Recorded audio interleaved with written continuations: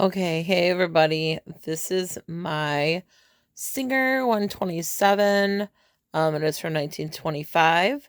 I'm doing a little sewing on paper and I decided to pull this out. I didn't want to put everything away and get my regular sewing machine out, so I thought I would use this beauty for this quick little project. She doesn't require any electricity and she's pretty easy to use. And I thought I would try and film it for you. So on my camera, you're probably not going to be able to see me crank it. But that little crank there, you just spin it and it moves the sewing machine. I got it queued up, so I don't want to move it forward at all. But yeah, so I'll be cranking over here with my right hand and sewing along on some paper. So hopefully you find this interesting. I thought it would be just a little quickie. I got a whole bunch of vintage sewing machines and antique sewing machines. So I can talk to you a little bit about some of them. Okay, so like I said, this is going to be, I don't know if this is going to work. This thing really shakes this table, so this might not be usable. This used to be this would have been originally a treadle unit. It's a little smaller. It's not quite a full size. I think it's like 3/4 size, one of the first 3/4 machines, meant to be light and portable. It's so super dusty, so forgive that. It used to be electrified, and the plug on it was horrifying. It was like the scariest wiring I've ever seen, and like my house has its original wiring from 100 years ago. So I have a pretty strong stomach for old wiring. This was horrifying. So yeah. So I decided to convert it to a crank. I always wanted a crank because I think they're cool. Cranks were used often after the war and during World War II. Particularly in Britain, in England, when there's a lot of rationing. They had a lot more rationing than even we did here in the United States. And so home sewers very often didn't have electricity or things like that. So they had to use their old hand crank sewing machines, or their old sewing machines rather, their old treadle sewing machines. Instead of updating them to electricity, they would update them to a hand crank, so that they could still be used, but not have to be in like a giant cabinet. If you hear meowing in the background, that is Zephyr, and she is saying hi to everybody. So maybe I'll get a shot of her on camera too. She's in the studio helping me today. It's just hotter than Hades in here, and I had to open the door. So she's in here talking to me. So anyways, this sewing machine does not take a typical bobbin. It takes a shuttle, which, if you're interested, I can show you this someday, how this machine threads and how it works. But I thought it would just be fun to kind of use this again. I didn't feel like getting out a full-size sewing machine. I didn't feel like getting out my normal sewing machine and putting away all this bookmaking stuff. I'm going to have to do that soon anyway, because I got some sewing I have to do. But anyway, so yeah. Oh, my light went out. Oh, no. Tragedy. There we go. That's never happened before. I don't know why my light went out.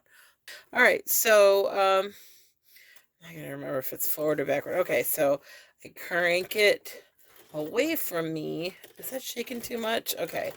I think it's shaking. I'm sorry. There's not anything I can do about that. You're clamped to the work table, and this is not mounted in the table. All right. So yeah. So I have a treadle machine too, if you'd ever like to see that. Or I'm cranking slow so that I don't shake the table too much, but this is actually harder to do. It's like a treadle machine. Like once you get the speed going, then you can go pretty fast without a whole lot of work. So I've also got my camera in the way here a little bit. So I'm just gonna crank her up, and if we shake too much and this is unusable, then I might just fast forward to the end of this. But here we go.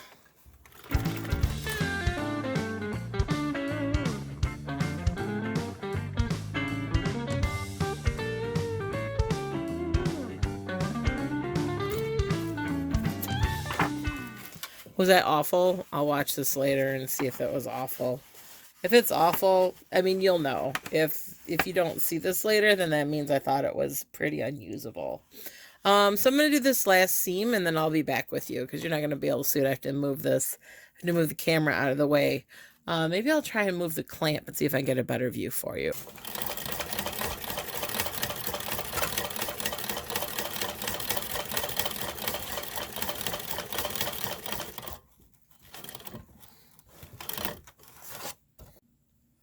Okay, so that is the treadle machine, or the formerly treadle machine. Now it's a hand crank machine.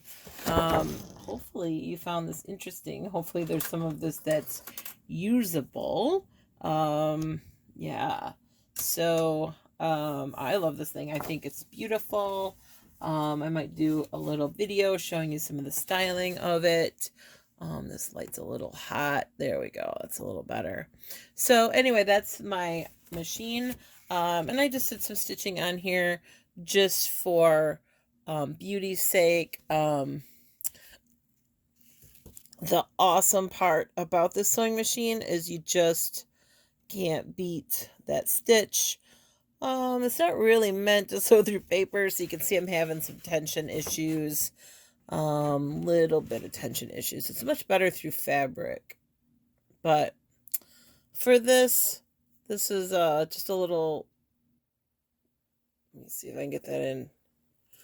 It's just a little book project for me, so I'm okay with the tension being off. This isn't excuse me, please, this isn't holding any kind of, it's not sewing a garment together or anything like that, so the tension being off slightly is not a big deal.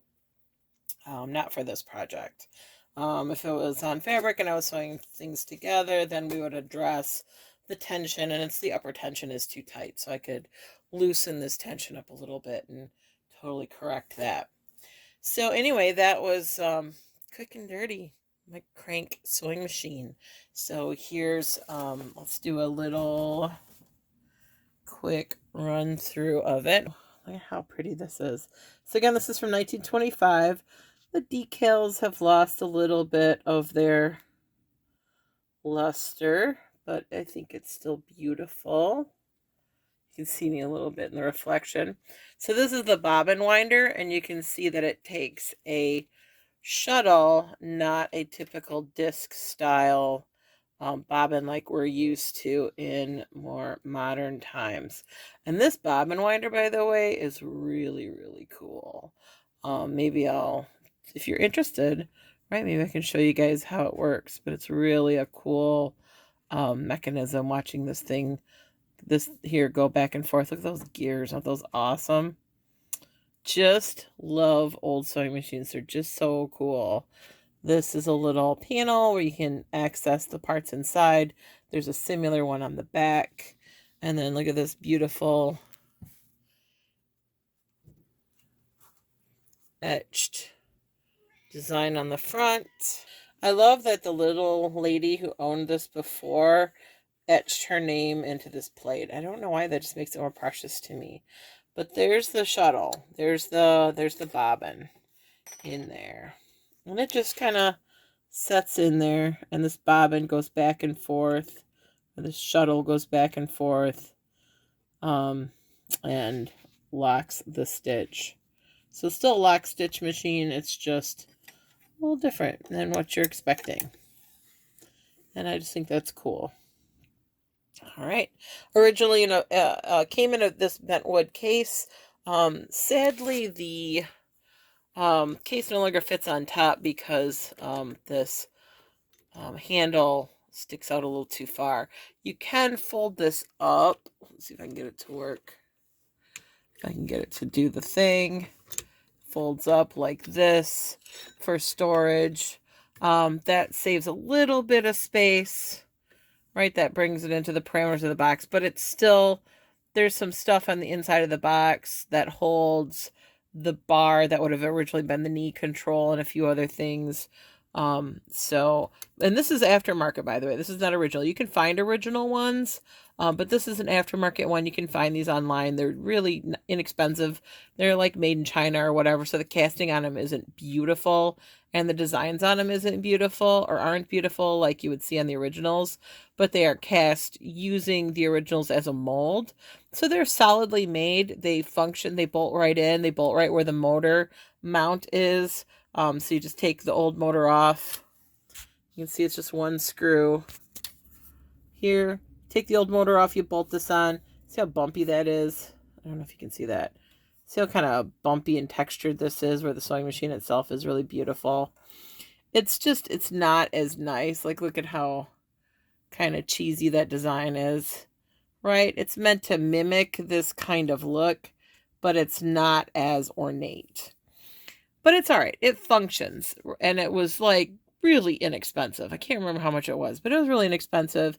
Super easy. It just bolts on. Then it's got this little finger here that rides in between the spokes. So you do have to have a hand wheel that has spokes for this to work.